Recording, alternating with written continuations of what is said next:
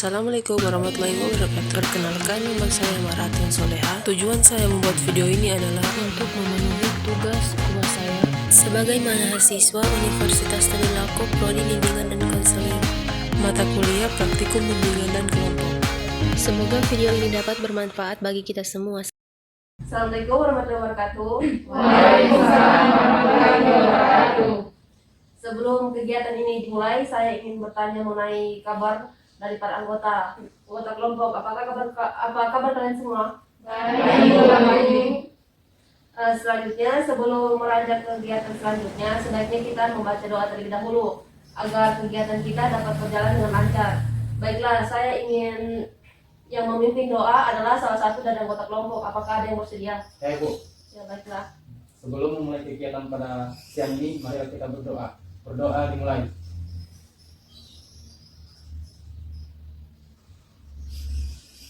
Berdoa selesai. Selanjutnya, sebelum memulai kegiatan selanjutnya, saya ingin bertanya, apakah di antara anggota kelompok ada yang tahu atau sudah pernah mengikuti kegiatan bimbingan kelompok? Belum. Baiklah, kalau begitu saya akan sedikit menjelaskan mengenai bimbingan kelompok serta tujuannya. Bimbingan kelompok adalah suatu proses pemberian informasi atau bantuan yang diberikan oleh seseorang yang ahli atau guru bimbingan pada sekelompok orang dengan memanfaatkan dinamika kelompok guna mencapai satu tujuan tertentu. Bagaimana tujuan yang akan dicapai dalam layanan kelompok yang diselenggarakan. Tujuan bimbingan kelompok dibagi menjadi dua, yaitu tujuan umum dan tujuan khusus. Adapun pengertian dari tujuan umum itu adalah layanan bimbingan kelompok adalah berkembangnya sosialisasi siswa, khususnya kemampuan komunikasi anggota kelompok. Melalui layanan bimbingan kelompok, hal-hal yang mengganggu atau menghimpit perasaan yang diungkapkan diringankan melalui berbagai cara dan dinamika melalui berbagai masukan dan tanggapan baru. Selanjutnya, tujuan khusus. Bimbingan kelompok bermaksud membahas topik-topik tertentu melalui dinamika kelompok yang intensif. Pembahasan topik-topik itu mendorong mengembangkan perasaan, pikiran, persepsi, wawasan dan sikap yang menunjang diwujudkannya tingkah laku yang lebih efektif. Dalam hal ini, kemampuan berkomunikasi verbal maupun non-verbal akan ditingkatkan. Selanjutnya, apakah ada mengetahui mengapa kegiatan bimbingan kelompok itu dilakukan dengan formasi setengah lingkaran? Kan biasanya kan kalau orang melakukan bimbingan kelompok itu dengan formasi yang akan lebih bagus jika berbentuk setengah lingkaran.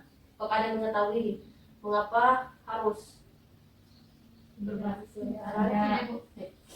Saya tidak, Ibu. Mungkin yang lain tahu. Atau yang lainnya ada yang tahu? Ya, baiklah. Saya bisa terlihat semua. Apakah yang lain lagi ada? Oke, sebenarnya yang disampaikan teman-teman tadi itu sudah betul, tapi Ibu ingin sedikit menambahkan.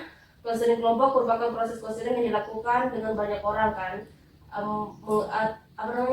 berjumlah 5 atau 8 orang. Normalnya dalam konseling kelompok harus sama-sama merahasiakan pembicaraan kelompok sehingga keterbukaan setiap individu dan konselor untuk membahas topik berjalan dengan lancar dan tidak ada pertikaian dalam kelompok. Kegiatan dengan kelompok dilakukan dengan formasi setengah lingkaran juga bertujuan untuk agar kondusif. Selain itu, tujuannya juga agar kita saling berhadapan, informasi yang disampaikan dapat terdengar dengan baik, jelas, dan yang paling penting adalah agar lebih dinamis lagi kelompok ini. Dan di sini ada hal-hal yang harus kalian perhatikan, yaitu diharapkan teman-teman sini sukarela untuk mengikuti kegiatan ini. Bagaimana teman-teman sini sudah sukarela atau tidak mengikuti kegiatan ini? Karela. Oke, baiklah. Ya, kalau begitu terima kasih. Jika sudah sukarela, maka otomatis kalian bisa lebih terbuka lagi untuk mengemukakan pendapat kalian, untuk bertanya atau menyampaikan informasi yang kalian miliki. Dan jika nanti ada hal-hal yang bersifat pribadi, diharapkan kalian bisa menjaga rahasia tersebut agar jangan sampai ketahuan dari selain anggota kelompok ini saja. Lalu jika ada yang ingin berpendapat atau bertanya, diharapkan kalian mengajukan tangan terlebih dahulu agar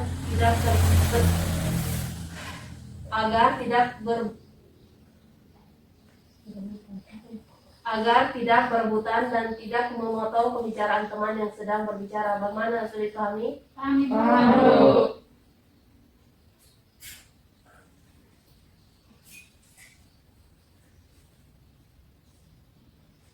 Selanjutnya, Ibu ingin menjelaskan mengenai asas-asas yang harus diikuti dalam pelaksanaan bimbingan kelompok. Karena ada hal-hal yang harus diperhatikan oleh anggota kelompok agar kegiatan bimbingan kelompok tersebut dapat berjalan dengan baik. Adapun asas yang pertama itu adalah asas keterbukaan. Asas bimbingan kelompok yang menghendaki agar anggota kelompok untuk bersikap terbuka dan memberikan informasi. Yang kedua itu asas kesukarelaan. Asas bimbingan kelompok yang menghendaki para peserta anggota kelompok untuk sukarela dalam mengikuti kegiatan ini. Yang selanjutnya asas kekinian, yaitu segala sesuatu yang terjadi dalam bimbingan kelompok, topik bahas bersifat sekarang maupun masa terjadinya. Yang selanjutnya lagi asas kenormatifan, yaitu asas yang menghendaki tata krama dan cara berkomunikasi yang baik dan masih dalam batas norma yang berlaku. Ya, selanjutnya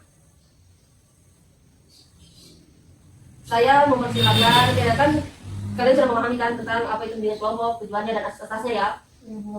Sebelum lanjut ke pembahasan berikutnya, saya ingin semua anggota kelompok di sini untuk memperkenalkan diri. Mulai dari saya sendiri. Ya, perkenalkan, nama saya Maratul Soleha, biasa dipanggil Mara. Bismillah. Perkenalkan, nama saya Dinda Jenal Rizky, panggil saja Dinda. Perkenalkan, nama saya Anita Fira, biasa dipanggil Anita. Perkenalkan, nama saya Boyanti, biasa dipanggil Eva. Perkenalkan, nama saya Wahyudi, biasa dipanggil Yudi. Perkenalkan, nama saya Nizar Mati, biasa dipanggil Nizar. Perkenalkan, nama saya Firhairunisa, biasa dipanggil Fira. Perkenalkan, nama saya Mulyani Indrawati, biasa dipanggil Meli. Perkenalkan, nama saya Hikmah Amalia, biasa dipanggil Hikmah.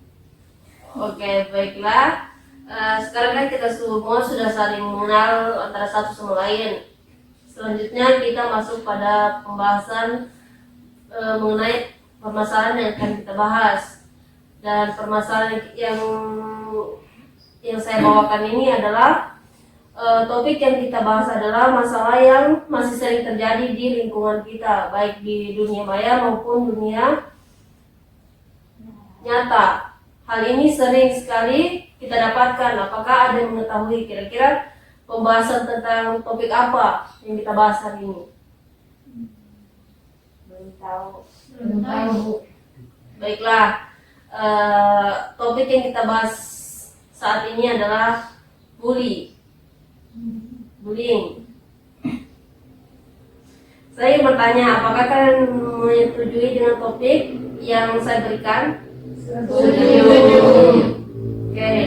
Apakah anggota kelompok memiliki kesiapan untuk mengikuti tahap selanjutnya dari bimbingan kelompok ini? Ibu. Selanjutnya, apa pendapat kalian mengenai bullying? Apakah ada yang menyampaikan? Ya, silakan. Bullying adalah tindakan diskriminasi. Ya, apakah ada lagi? Tidak ada? Oke. Yang seperti yang disampaikan teman kalian tadi itu sudah benar. Dan sedikit Ibu jelaskan lagi, bullying merupakan segala bentuk penindasan atau kekerasan yang dilakukan dengan sengaja oleh suatu orang atau kelompok orang yang lebih kuat atau berkuasa terhadap orang lain, dan tujuan untuk menyakiti dan dilakukan secara terus-menerus. Selanjutnya Ibu ingin bertanya lagi, kira-kira apa yang menyebabkan terjadinya bullying?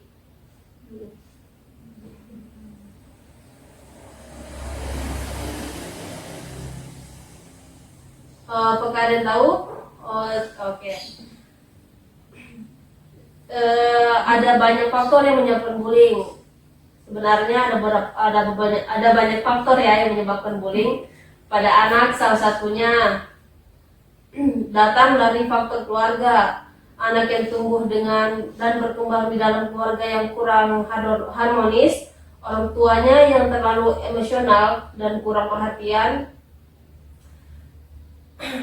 anak dapat menyebabkan timbulnya perilaku menyimpang, salah satunya bullying pada anak.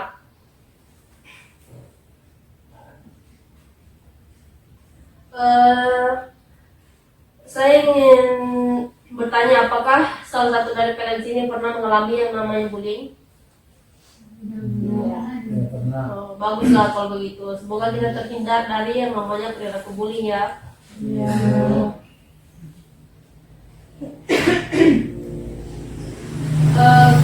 Kira-kira dampak yang ditimbulkan dari bullying itu apa saja? Apakah kalian tahu? Saya Bu, Iya, silakan. biasa korbannya itu depresi terus bunuh diri gitu. Iya, apakah ada lagi? Trauma itu. Oh, oke. Ya, yang dibilang teman-teman kalian itu memang benar, dan sedikit ibu tambahkan, dampak bullying itu dapat mengancam setiap pihak yang terlibat, baik anak yang dibully, anak yang membuli, anak yang menyaksikan bully. Bahkan bila di sekolah, pasti sekolah itu juga mengalami dampak dengan isu-isu yang berkembang di masyarakat. Bully juga dapat membawa pengaruh buruk terhadap kesehatan fisik maupun mental anak. Pada khususnya yang berat, bullying dapat menjadi pemicu tindakan yang fatal seperti bunuh diri dan sebagainya, seperti yang teman kalian bilang tadi. Apakah ada yang dapat menyimpulkan apa yang sudah dibahas dalam kegiatan bimbingan kelompok ini? Mengenai pembahasan kita tadi, apakah ada yang bisa menyimpulkan tentang bullying tadi ini? Ya, silakan. Jadi, bullying adalah salah satu bentuk diskriminasi terhadap seseorang yang dilakukan oleh seseorang atau sekelompok, dan dampaknya itu bisa menyerang atau mengakibatkan orang itu trauma, depresi, bahkan sampai bunuh diri. Iya, itu memang benar, dan saya ingin kita berkomitmen agar kita, kelompok yang ada saat ini, dapat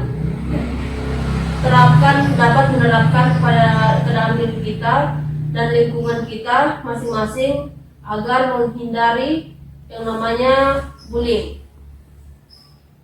Mulai dari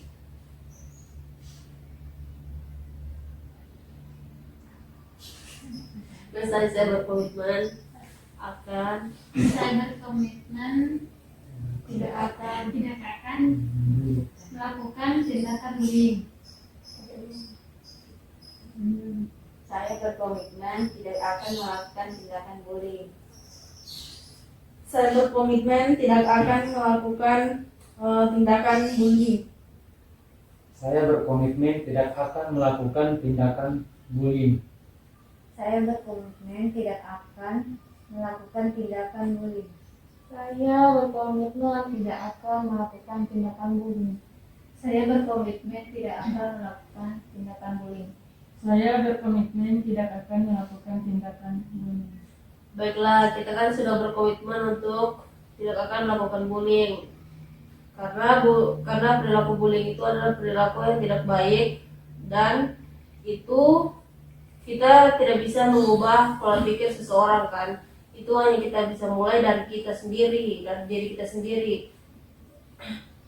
Jadi kita bisa menjadi contoh untuk orang-orang yang ada di sekitar kita agar mereka dapat berubah. Baiklah, sebelum kita mengakhiri pertemuan ini, saya ingin menanyakan pesan dan kesan mengikuti kegiatan bimbingan kelompok ini. Apakah ada pesan dan kesan yang kalian dapatkan pada saat tadi? Ya, silakan. Misalnya, tentu saja kegiatan ini memberi manfaat yang sangat besar, memberikan kita wawasan baru tentang bullying, apa saja dampaknya dan cara menghindarinya. kesan yang didapat adalah kesan yang menarik. Mungkin pesan yang selanjutnya tuh pada pertemuan selanjutnya anggota kelompoknya bisa lebih aktif dan kegiatan yang bisa berjalan lebih serius. Oke. Terima kasih atas kesan dan pesan yang disampaikan. Baiklah, sebelum kita mengakhiri pertemuan kali ini, marilah kita berdoa karena telah diberikan kelancaran dalam melaksanakan kegiatan kita saat ini.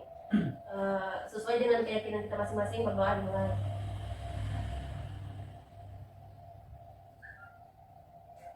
Doa selesai. Baiklah, sekian untuk pertemuan hari ini. Ibu akhiri. Assalamualaikum warahmatullahi wabarakatuh. Waalaikumsalam warahmatullahi wabarakatuh.